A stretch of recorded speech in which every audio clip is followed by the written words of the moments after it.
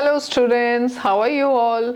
Today we are going to study about what? We are going to study about essay writing. Essays तो हम कब से लिख रहे हैं? जब हम छोटे से थे तब से लिख रहे हैं, है ना? लेकिन अब हम क्या करेंगे? अब essays को और बेटर तरीके से कैसे लिखा जाता है वो सीखेंगे। और essay लिखने हमें आने बहुत ज़रूरी है, क्योंकि कभी भी जब भी कुछ ऐसा लिखने को आता है, we should not feel doubtful, we should not feel afraid of writing, and we should be aware of what to write.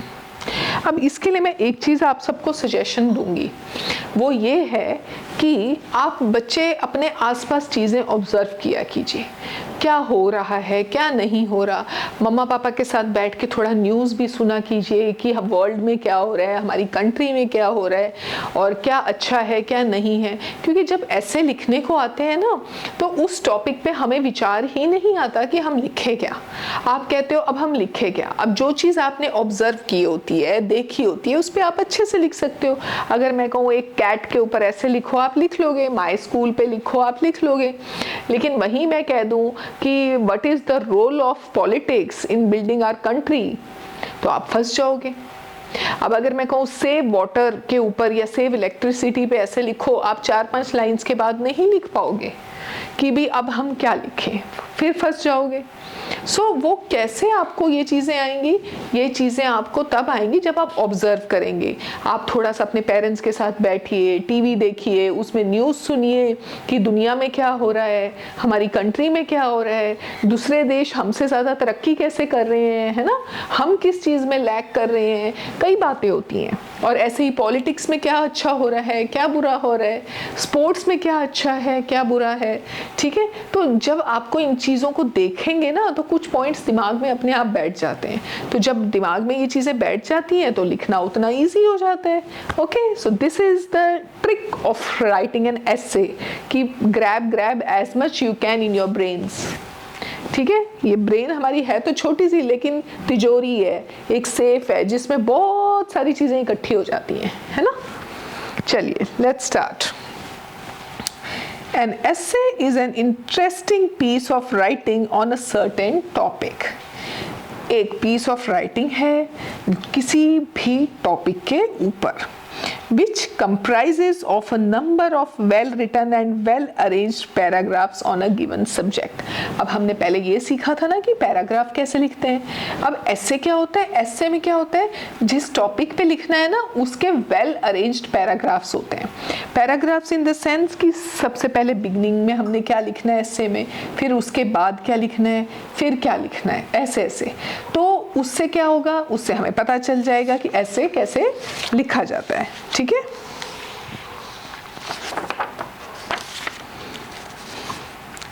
it expresses one's idea and thoughts on a particular topic and also provides relevant information to the reader.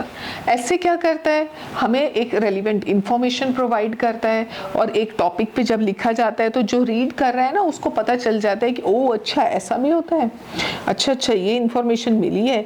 और अगर आपके कोई विचार हैं उस topic से related, आप उन्हें प्रेजेंट करना चाहते हो कि हमें ये चीज़ें करनी चाहिए, ऐसा ना हो तो हमें ये चीज़ें करो, वो करो, प्लास्टिक बैग्स को बैन करना चाहिए अगर पोल्यूशन नहीं चाहिए, so we should not use plastic bags, they are harmful, they are destroying the ozone layer. तो जो इन्फॉर्मेशन हमारी थॉट्स हैं वो हम रीडर तक पहुंचाते हैं। सो स्ट्रक्चर क्या होता है ऐसे का, देखिए, स्ट्रक्चर ऑफ एन ऐसे।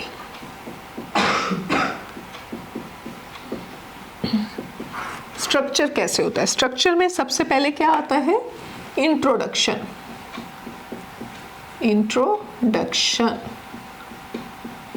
अब इंट्रोडक्शन से क्या मतलब है, उस चीज़ के बारे में, उस टॉपिक के बारे में शुरुआत कैसे शुरू किया जाए, उसको कैसे इंट्रोड्यूस किया जाए, रीडर के सामने कैसे प्रेजेंट किया जाए।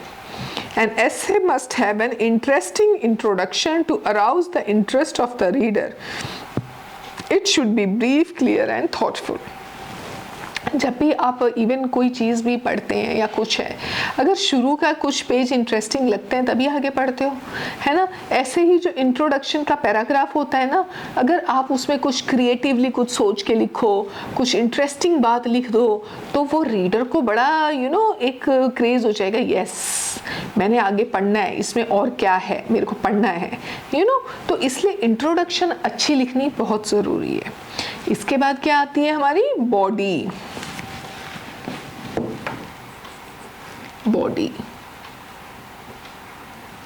अब बॉडी कॉपी क्या होता है, बॉडी कैसे होता है, बॉडी होता है जैसे कि जब हम नेक्स्ट पैराग्राफ लिखते हैं इंट्रोडक्शन के बाद, it comprises the main points of the composition, it should be divided into paragraphs. अब यहाँ पर आप ज़्यादा पैराग्राफ्स में इसे डिवाइड कर सकते हैं, और ये जो होते हैं ये मेन पॉइंट्स होते हैं जो एस्से से रिलेटेड होते हैं, ठीक है। Each paragraph deals with one idea which is connected with the main idea, और हर पैराग्राफ में किसी एक मेन आइडिया से उसको कनेक्ट किया जाता है। All points should be elaborated in the body and the sequence of ideas should be strictly maintained। अच्छा, अब यहाँ पर ना सीक्वेंस की बात कर रहा है बॉडी में, किसकी बात कर रहा है, सीक्वेंस। सीक्वेंस से मतलब होता है कि कैसे कैसे क्या चीज़ आएगी, पहले क्या आएगा फिर क्या आएगा। अगर सपोज करो मैं कोई आपको जैसे कि ऐसे है कोई चीज़ के ऊपर like may be if I से पेरेंट्स के ऊपर है, ठीक है, मदर फादर के ऊपर है। अब मैं उसका बॉडी कॉपी में लिखती हूँ like parents are always there for you when needed. अब अगर ये चीज़ें मैं पहले लिख दूंगी तो पेरेंट्स के बारे में और बातें जो हैं जो पहले आनी चाहिए वो कैसे लिखूंगी, ठीक है। तो द थिंग इज़ कि पहले सोचना है कि पैराग्राफ पहला मैं पेरेंट्स के ऊपर लिख रही हूँ तो उसमें क्या होना चाहिए, फिर उसके बाद सेकंड में क्या लिखूँ मैं, फिर मैं थर्ड में क्या लिखूं कि उनके बिना कुछ नहीं हो सकता, they are always there for you, so you should always discuss your problems with your parents. तो ऐसे मैं क्या और लिख सकती हूँ, ठीक है। तो एक सीक्वेंस मेंटेन करना है हर चीज़ का step by step. Then there is the conclusion.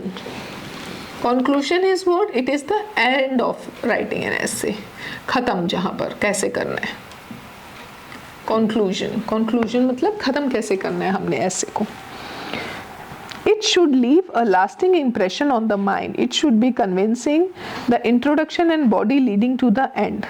The style should have a flow and clarity. Language should be simple and grammatically correct. एक तो इसमें लैंग्वेज अच्छे से यूज़ करनी है ऐसे में, ग्रामेटिकली प्रॉब्लम्स नहीं होनी चाहिए, पंचुएशंस और ग्रामर लाइक टेंसेस, ये सब प्रॉब्लम्स नहीं होनी चाहिए ऐसे राइटिंग में। और दूसरा आपको ये चीज़ का ध्यान रखना है कि कंक्लूजन में सारी बात क्लियर हो जानी चाहिए, और वो एक ऐसा इंप्रेशन ब्रेन पे छोड़ना है उसको रीडर की कि वो कहे वाओ ये है, ऐसे लिखा जाता है, ठीक है। सो वो लास्ट में जो है ना वो आपको ऐसा कुछ लिखना है उस टॉपिक से रिलेटेड कि अगर हम ऐसा कर देंगे तो ये हो सकता है, वो कन्विंस करवाना है आपको रीडर को, ठीक है। और ये सारा जो कैसे होता है, introduction and body leading to the end, पहला इंट्रोडक्शन फिर बॉडी और फिर लास्ट में कंक्लूजन एंड। सो आपको जब भी ऐसे लिखना है बहुत थॉटफुल होके, बहुत सोच समझ के, सही तरीके से सोच के ये चीज़ें लिखनी है ऐसे राइटिंग में। और ऐसे राइटिंग डिपेंड करता है टीचर कितने वर्ड्स का दे, कई बार कह देते हैं 200 to 300 वर्ड्स, कई बार होता है 400 से 500 वर्ड्स। तो आपको उस लिमिट में अपना ऐसे उतना खींच के लिखना होता है। ये नहीं है कि आपने 100 वर्ड्स का लिख के आ गए, हो गया मेरा ऐसे, नो। जितना क्वेश्चन में मेंशन किया उतने वर्ड्स आपको कंप्लीट करने होते हैं, उतने वर्ड्स में ऐसे लिखना बहुत ज़रूरी होता है, तभी जाके आपको मार्क्स पूरे मिलेंगे। और पैराग्राफ्स एसेस में बनाना बहुत ज़रूरी है, ग्रामेटिकल प्रॉब्लम्स नहीं होनी चाहिए, जैसे question mark, full stops, punctuation marks, then your tenses, present tense में बात कर रहे हो, पास्ट टेंस में बात कर रहे हो, फ्यूचर टेंस में बात कर रहे हो। अच्छा, देन ग्रामेटिकली काइंड ऑफ पंचुएशंस में जैसे कैपिटल लेटर्स, कहाँ लगेंगे? सेंटेंस की बिगनिंग में लगेंगे, नेम्स में लगेंगे, कहाँ कहाँ लगेंगे? वहाँ गलती नहीं करनी। कहाँ क्वेश्चन पुटअप कर रहे हो, कहाँ फुल स्टॉप आएगी, कहाँ कॉमाज आएंगे, कहाँ इन्वर्टेड कॉमाज आएंगे, ये हर बात को आपको नोटिस करके चलना है, ठीक है? चलिए, अब इन्होंने एक एग्जाम्पल दिया है एग्जामिनेशंस के ऊपर ऐसे लिखने का। कह रहा है एग्जामिनेशंस आर गुड और बैड। मैं ज़रा सा बताऊंगी इसका थोड़ा सा, बाकी आप अपने आप लिखना वहाँ पर। Examinations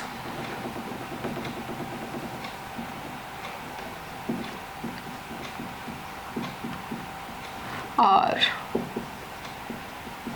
good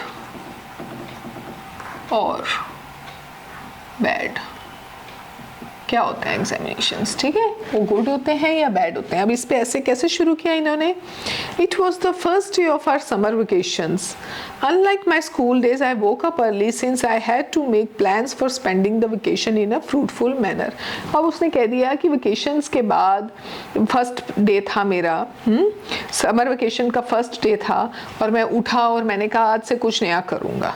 Before I could start, my mobile phone rang and Jyoti, my friend, called up to invite me to her place to spend the evening with her. She had also asked other friends to come so that we could enjoy some time together. अब क्या हुआ कि उसके friend का phone आया और उन्होंने कहा कि चलो हम इकट्ठे होते हैं और सारे फ्रेंड्स को भी बुलाते हैं। I reached her place at 4 p.m. and later Raghav, Meena, Jay and others joined. We watched the movie and enjoyed it thoroughly. Auntie Jyoti's mother served snacks and other refreshments. She herself made all the food, which was imply delicious. So अब यहाँ पर क्या बताया कि भाई हमने वहाँ पर बैठ के ये सब खाया, और उसके बाद फिर क्या किया हमने वहाँ पर आपस में डिस्कस किया कि क्या हमें क्या कैसे। Okay, sorry, I have written the topic wrong. Examinations are good or bad? No, we have to write how I spent the summer vacations. Summer vacations.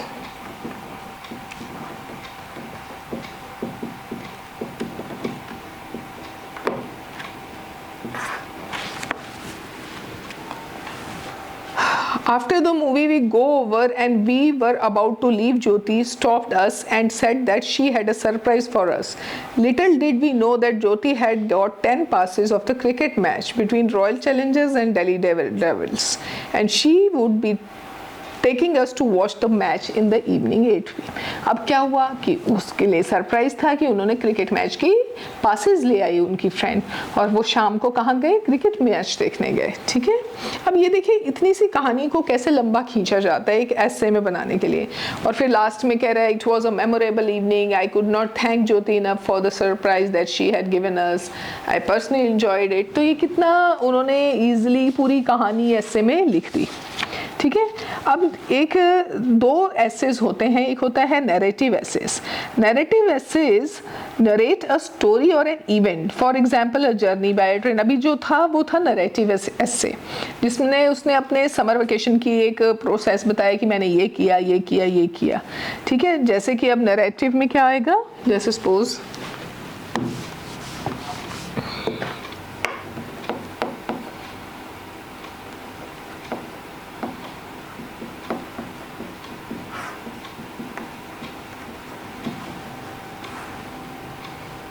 narrate a story. A story.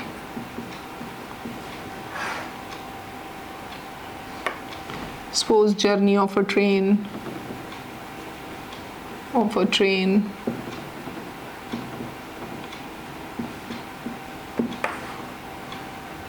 Accident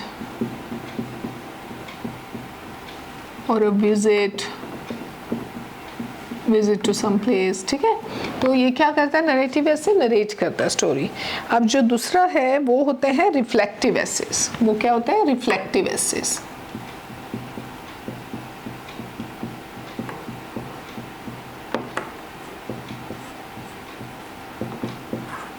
reflective ऐसे वो क्या होते हैं? अ reflective ऐसे consist of idea on a public subject. अब जो reflective होते हैं वो किस पे होते हैं ज़्यादातर? आइडिया ऑन अ पब्लिक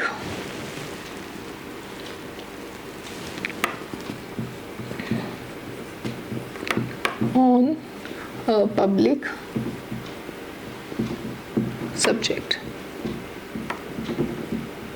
ठीक है, वो पब्लिक सब्जेक्ट से रिलेट करते हैं, जैसे honesty, friendship, okay, honesty, friendship,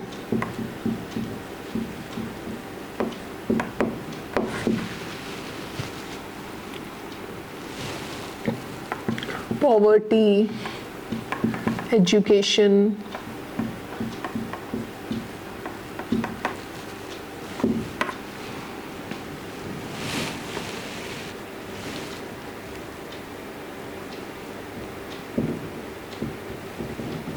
ठीक है, पॉलिटिक्स। तो वो जो होते हैं पब्लिक सब्जेक्ट होते हैं, वो रिफ्लेक्टिव होते हैं। नरेटिव होते हैं जो डेली जर्नीज, विजिट्स, ट्रैवल बताते हैं। ठीक है, सो ये ऐसे हैं दो एसेज आपके। तो मैं टीचर्स से कहूँगी कि बच्चों को कुछ टॉपिक दें, जैसे a scene at the bus stand, ठीक है, और कुछ हिंट्स दे दें। जैसे मैं ये दे रही हूँ आपको, आप बच्चों को एक ऐसे लिखने को दे सकते हैं। आप हिंट्स भी दे सकते हैं बच्चों को, जैसे मैंने कहा माय हॉबी पे ऐसे लिखना है, हॉबी। अब मैंने हिंट्स क्या दिए इसके लिए, जैसे दे दिया it's important in life,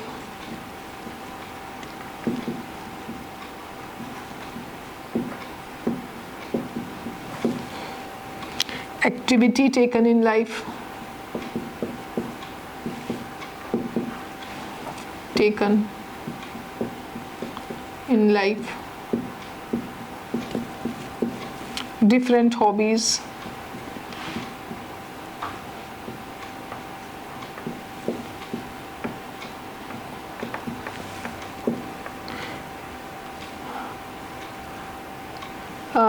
gardening maybe,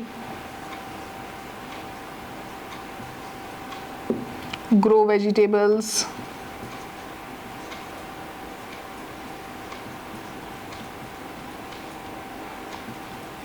and fruit, benefits of gardening,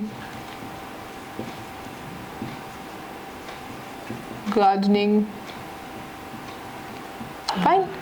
ऐसे आप अपने हॉबी के, ये मैम आपको हिंट्स दे सकती हैं, इनको ज्वाइन करके आप एक ऐसे कंपाइल कर सकते हैं। ठीक है, सो ऐसे आप टॉपिक दीजिए, बच्चों को हिंट भी दे दीजिए थोड़े से, ताकि बच्चे उसको कंपाइल करें और ऐसे लिखें। So this was your essay writing. I think it is very clear. So please practise and write some good essays, and as much you will practice, you will become more good in writing. Fine, till then, take care, we'll meet you